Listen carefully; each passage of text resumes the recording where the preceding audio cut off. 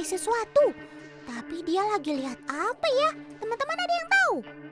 Elang memang terkenal memiliki penglihatan yang tajam. Karena itulah dari jauh sekalipun dia dapat melihat mangsanya walaupun ukurannya sekecil burung puyuh ini.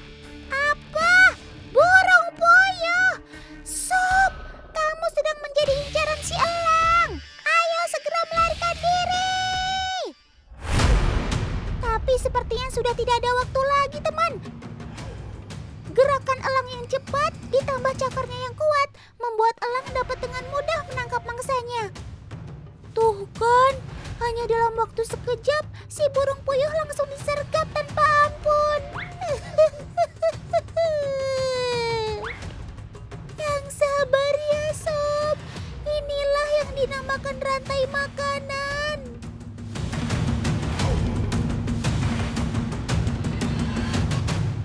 Tapi tak selamanya sobat totan si burung puyuh hanya menjadi mangsa, teman.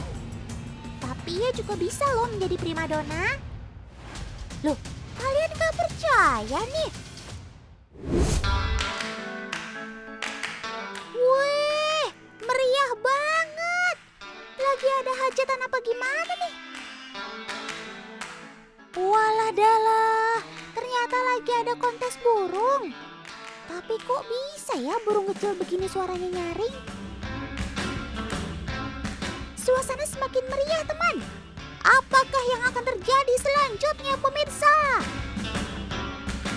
Loh, itu kan semua bukan burung kicau. Coba dengar lagi deh, kan suaranya aneh begitu. Kok sampai ada kontesnya sih?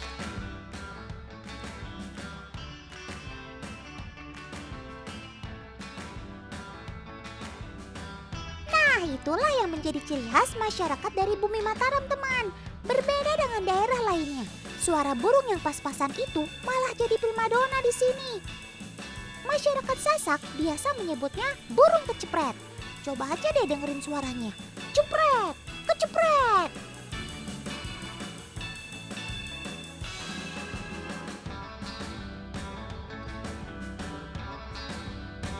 Wih, selamat ya para juara.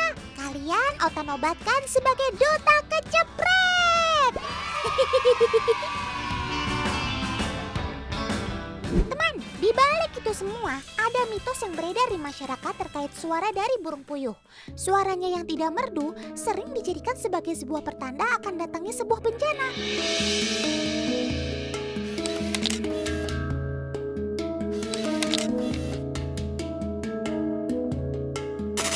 Itulah mengapa banyak orang yang takut ketika mendengar suara sobat totan ini. Terlebih ketika si puyuh bersuara saat malam hari. Suara tersebut diartikan sebagai adanya kematian atau pertanda buruk lainnya.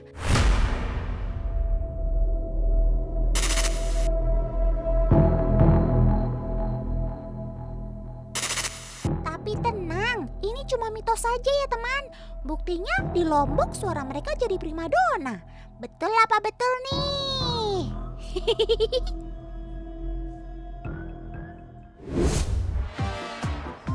Loh, ada apa ini? Kok tiba-tiba hutan kebanjiran sama bayi-bayi puyuh? Kalian datang dari mana, sob? Teman, anak burung puyuh ini baru saja menetas dari cangkang telurnya. Gemes-gemes ya.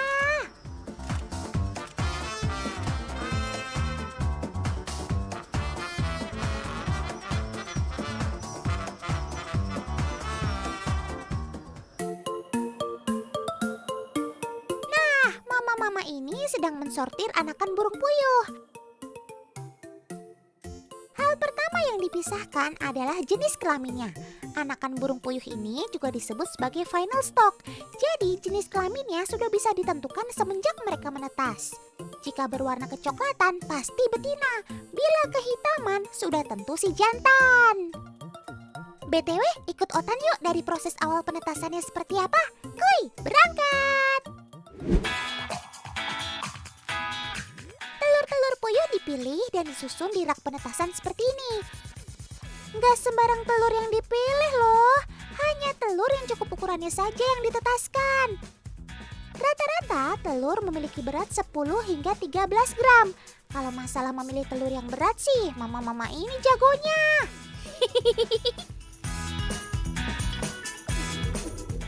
telur yang baik harus bulat lonjong dan memiliki corak.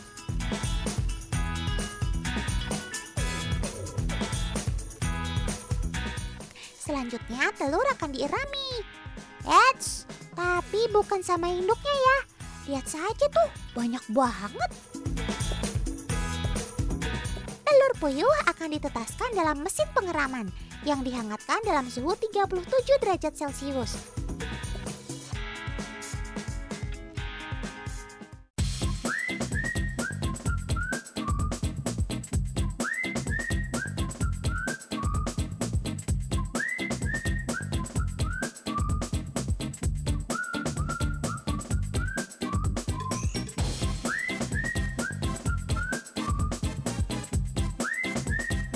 Lihat, sudah ada yang mau menetas. Ayo Dede Gemes Puyuh, semangat. Pelan-pelan asal selamat.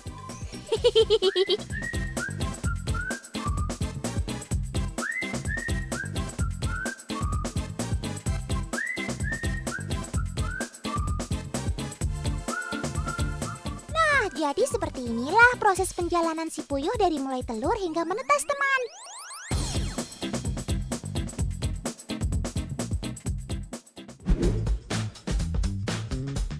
BTW, pasti ada nih dari kalian yang menyebut burung puyuh sama dengan burung gemak.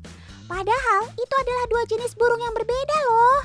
Sekilas memang mereka mirip, tapi sebenarnya cara membedakan mereka cukup mudah.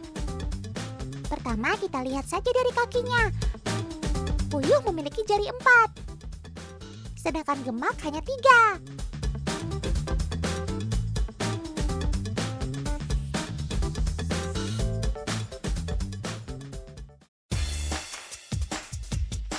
Jumlah jari kakinya, hal lain yang membedakan puyuh dengan gemak adalah naluri dan kemampuannya terbang menghindari bahaya. Burung puyuh dan juga burung gemak termasuk unggas yang lebih senang hidup di tanah. Eits, jangan salah. Tapi bukan berarti mereka tidak bisa terbang loh. Puyuh dan gemak punya kemampuan untuk terbang. Hanya saja jarak tempuhnya tak jauh.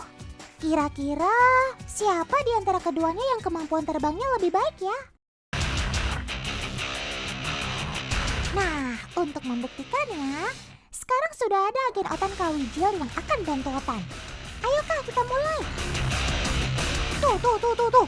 Begitu diletakkan di meja, si gemak langsung terbang kabur. Wush, wush, wush. Jarak terbangnya si gemak cukup jauh. Jarak ini cukup untuk ia menghindar dari hal yang dianggap membahayakannya. Nah, sekarang gimana kalau kita coba burung puyuh ternakan? Kira-kira apakah ia juga mampu terbang seperti halnya puyuh liar? Ayo Kak Wijil, letakkan si puyuh ternakan di atas meja yang sama tadi. Loh. Kok diam aja? Ayo dong sob, terbang. Atau lompat-lompat kek. Jangan mengecewakan penonton dong ah. Rupanya si puyuh ternak tak juga terbang, teman. Ada dua kemungkinan. Kemungkinan yang pertama, ia sudah kehilangan kemampuannya untuk terbang. Ya maklum saja, ia sedari kecil tinggal di dalam kandang sempit di peternakan. Kemungkinan yang kedua, ia tak takut akan keberadaan manusia di dekatnya. Mungkin karena sudah terbiasa, jadi tak ada motivasinya untuk lari atau kabur dari bahaya.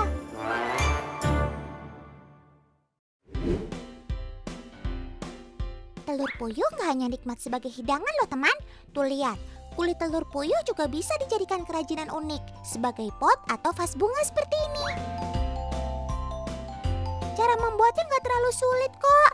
Hanya dibutuhkan cangkang telurnya. Pertama bersihkan dan keringkan cangkang telur. Kemudian kita olah deh menjadi bahan untuk memercantik pot bunga. Ambil cangkang telur, lalu tempelkan dengan lem secukupnya. Tempel sesuai dengan motif keinginan kita ya teman. Setelah selesai, pot gerabah tinggal kita lapisi dengan cat kilap yang biasa dipakai pada kayu. Tuh lihat, hasilnya jadi cantik seperti ini kan? Kulit telur yang bercorak indah membuat pot tanaman menjadi makin kermaks alias keren maksimal.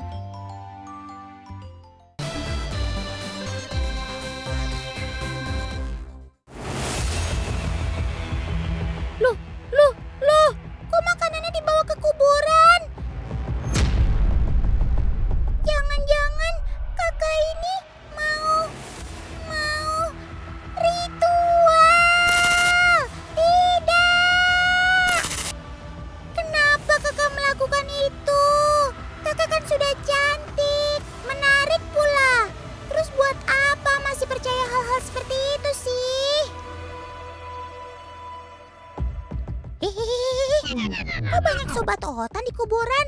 Terus makanannya? Kenapa dikasih ke mereka semua? Buat otan mana? Kawanan monyet di makam Ngujang ini memang sudah ada sejak dulu. Bahkan jauh sebelum Sunan Kalijaga menyebarkan ajaran agama Islam di Ngujang. Kenapa mereka menghuni makam? Awalnya karena ada beberapa pengunjung yang memberi mereka makan di makam. Karena kebiasaan inilah, akhirnya kawanan monyet menjadikan makam Ngujang sebagai tempat tinggalnya. Memang agak aneh, tapi inilah salah satu kebiasaan sobat otan yang kalau sering dikasih makan, akhirnya dia akan menjadikan tempat tersebut sebagai tempat favorit untuk mencari makan. Selain di makam, monyet-monyet ini juga biasa berkeliaran di jembatan yang lokasinya nggak jauh dari makam. Kenapa mereka sering ke jembatan? Karena para pengemudi suka memberi mereka makan di sana. Sebenarnya kasih makanan ke sobat otan ini sih boleh-boleh aja ya teman. Tapi kalau kasih makannya di jalan yang ramai seperti ini, bisa jadi malah membahayakan nyawa mereka tuh. Soalnya bukan 1 atau 2 kali kejadian monyet tertabrak kendaraan yang sedang melintas di sini. Jadi alangkah baiknya kalau kita mau kasih makan, pastikan tempatnya aman buat kelangsungan hidup mereka ya teman. Seperti di makam Ngujang ini misalnya. Tempatnya luas, aman buat mereka tinggal, dan pastinya sering dikunjungi orang untuk diberi makan. Pantes aja kalian terlihat sehat-sehat ya sob. Sepertinya kalian mendapatkan nutrisi yang cukup di sini.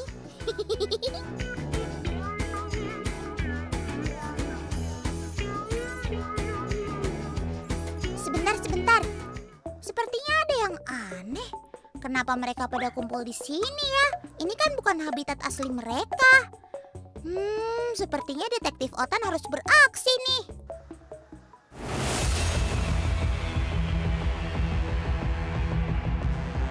Konon Karadicin ini katanya adalah hasil jelmaan orang yang mencari pesugihan yang datang ke sini. Apa? Kalian monyet jadi-jadian? Hasil dari pesugihan? Tidak!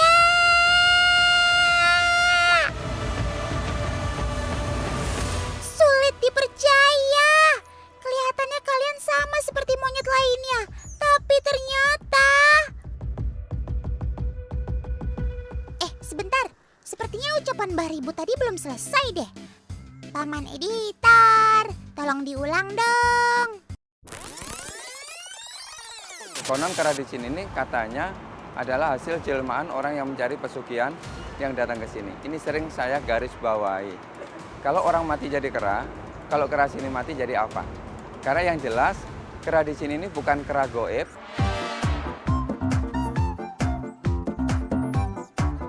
Oh iya teman, meskipun monyet di sini bukan monyet jadi-jadian, tapi masih ada aja tuh orang yang datang ke sini untuk meminta kekayaan dengan memberi makan sobat otan ini. Wah. Zaman udah modern, masih aja percaya sama yang model begini, Paman. Sadar, Paman. Mending Paman kerja yang rajin daripada harus melakukan seperti ini. Oh iya, teman.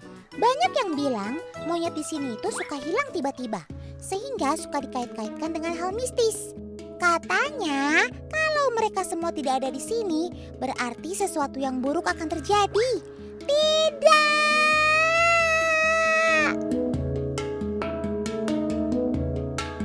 Kalau kera di sini tidak ada, bukan kera ini hilang. Karena tempatnya luas, kadang ada di utara, kadang di sebelah makam Cina, kadang juga ada di ujung sana. Sudah Otan duga, mereka pasti tidak hilang. Seperti kebiasaan mereka di alam, mereka pergi pasti untuk mencari makan.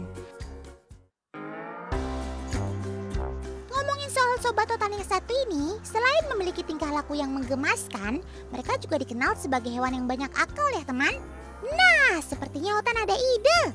Gimana kalau kita buat lomba panjat pinang dengan hadiah 1 tandan buah pisang di atasnya? Kalian setuju?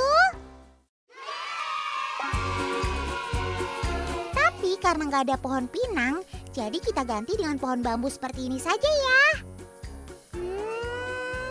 Kalau cuma seperti ini sih, mereka pasti dengan mudah mendapatkan pisangnya. Kira-kira mereka tetap bisa naik untuk mendapatkan pisangnya nggak ya?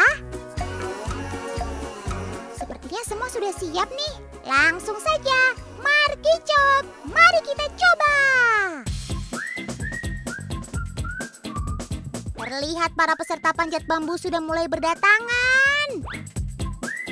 Sepertinya mereka masih memperhatikan saja ya teman. Mungkin mereka masih berpikir bagaimana cara mereka untuk naik ke atas sana. Peserta pertama mencoba naik.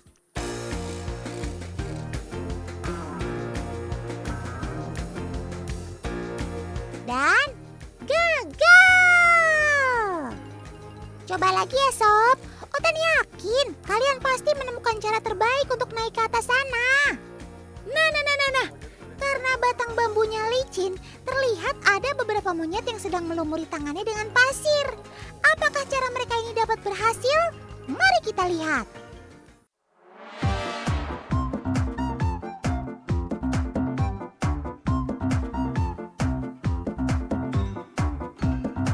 Nah, ayo terus, sedikit lagi. Dan, yeay! Akhirnya ada peserta yang berhasil sampai puncak. Kira-kira dia bisa nggak ya mengambil pisang yang sudah kita gantung di atas sana? Wow, dia coba untuk menariknya dan masih belum berhasil. Mungkin karena ada pergerakan bambu yang akhirnya menyulitkannya untuk mengambil pisang tersebut. Oke, sabar. Tinggal sedikit lagi. Kamu pasti bisa, sob. Ya, dia mulai menarik tali yang mengikat tandan pisang tersebut. Dan... iya, dia berhasil mendapatkannya. Wah. Kamu emang paling jago, sob, kalau soal mencari cara untuk mendapatkan makanan. Gak cuma berhasil melewati bambu yang licin, tapi ia juga berhasil mendapatkan pisang yang sudah kita gantung di sebuah tali. Keren maksimal. Tuh lihat, kalau sudah berhasil seperti itu, pastinya dia akan makan sepuasnya ya teman, sampai habis.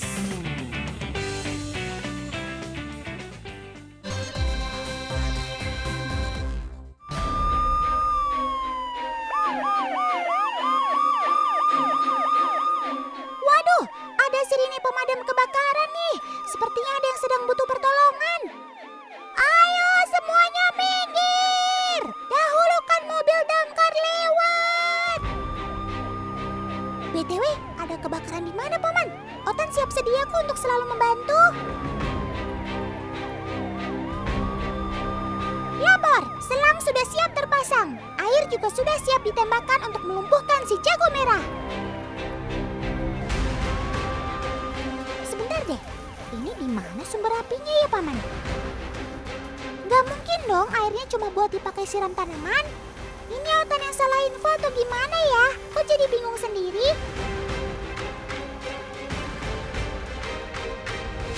Apa? Kalian lihat Bubo? Wah, dalam keadaan genting kayak gini jangan bercanda dong teman.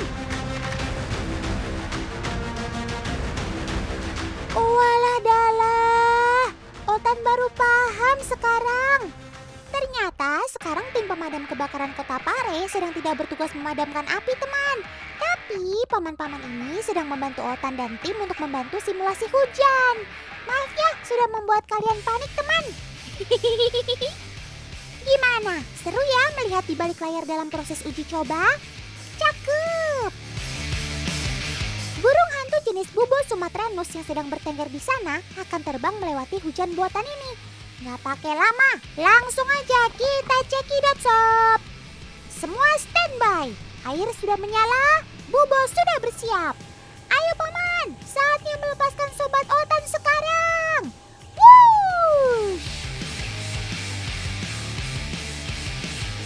Dengan gagahnya si Bubo terbang melewati. Weh, kok malah kabur dia? Waduh, maaf ya penonton, artisnya tiba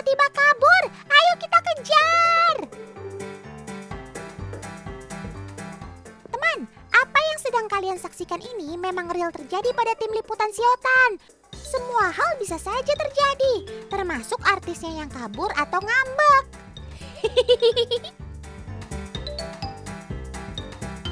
Walau penuh drama seperti ini, tim tetap semangat demi menyajikan sebuah acara edukasi yang berkualitas buat kalian di rumah. Syukurlah, setelah lebih dari 2 jam, si Bobo berhasil ditangkap dan kita bisa kembali melanjutkan eksperimen. Asik! Semua masih semangat ya. Kuy, kita merapat dan lanjutkan.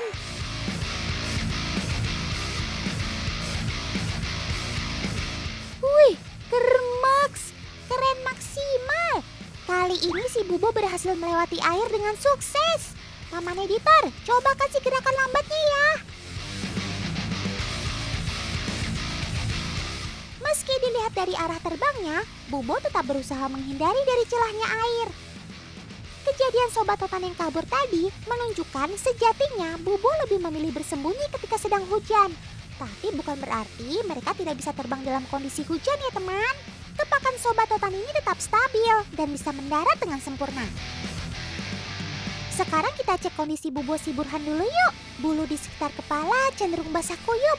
Karena bulu Sobat Totan ini tidak memiliki sifat anti air, melainkan menyerap banyak air.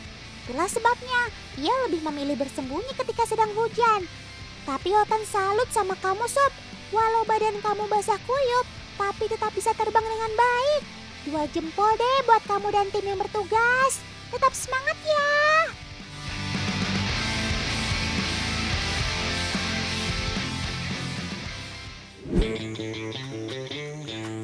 Teman, ada mitos menarik terkait Sobat Totan si Bobo nih.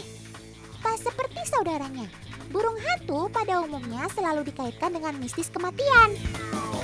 Tapi Bobo justru dikenal karena hal-hal yang menyenangkan. Sobat Totan ini dipercaya dapat menangkal santet sampai dijadikan simbol keberuntungan. Waduh, kok bisa beda sendiri ya?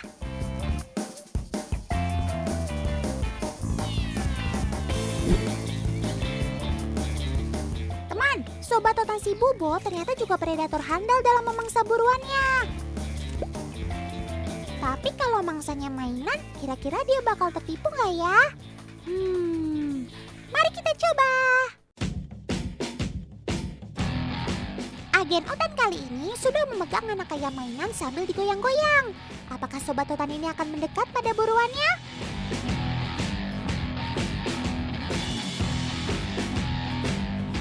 Wah, ternyata kamu bisa tertipu juga ya Sob. Ini mainan Sob, bukan anak ayam asli. Maafkan agen Otan ya Sob. Sekarang kita ganti dengan anak ayam hidup di tangan agen Otan ini. Apakah reaksi si Bobo masih sama? Atau malah ngambek gara-gara kena prank tadi? Wah, yang ini ternyata juga disamber teman. Hal ini semakin menguatkan teori Otan nih. Kalau saat siang hari, si Bobo lebih memaksimalkan indera pendengarannya dibandingkan penglihatannya. Bobo tertarik terhadap gerakan ayam dan bunyi lonceng yang dibunyikan oleh agen Otan. Maklum saja, Bobo sebenarnya adalah hewan nokturnal alias aktif saat malam hari.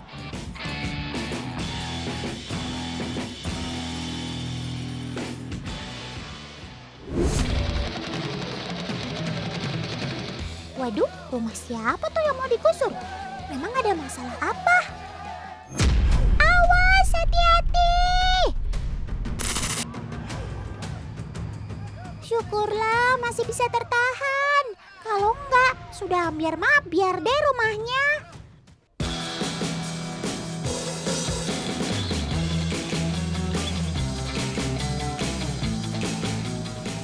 Iyalah dalah, ternyata masyarakat di sini sedang melakukan tradisi gotong leuwih, teman. Tradisi ini dilakukan karena si pemilik pindah rumah ke tempat yang baru. Jadi leuwih, tempat untuk menyimpan padi pun harus ikut pindah mengikuti sang pemilik. BTW Otan salah lihat nggak ya? Kok sepertinya ada sesuatu di atas leuwih yang di bawah? Kira-kira itu apa ya? Tuh, bener kan? Itu ada Sobat Otan si burung hantu jenis Tito Alba. Sobat Otan ini punya peran penting loh. Tugas utamanya adalah untuk menjaga lewit ini dari hama yang memakan padi di dalamnya, seperti tikus. Akhirnya sekarang kamu punya lingkungan yang baru, Sob. Jangan lupa lapor RT RW ya.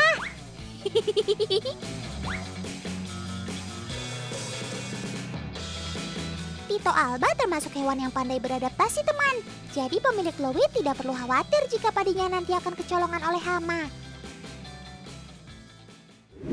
Duh, baru juga pindahan. Sudah ada tamu yang gak diundang saja nih.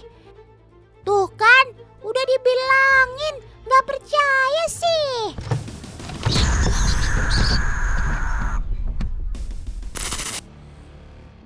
Sobat Otan si Tito langsung menyerang tikus tanpa ampun. Memang gak kaleng-kaleng kamu, Sob, sebagai penjaga lewit. Cakep.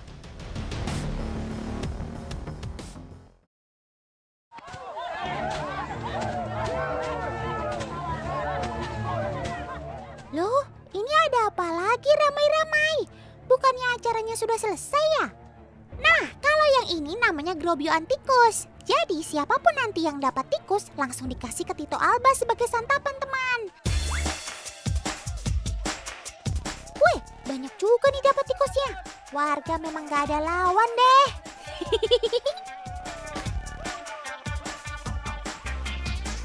Tito Alba merupakan predator terbaik untuk memangsa tikus karena memiliki cara terbang yang senyap dan cengkraman kaki yang kuat. Kalau begini sih Otan jamin bakalan aman dari hama deh. Dan petani bisa panen dengan tenang. Betul nggak, Sob?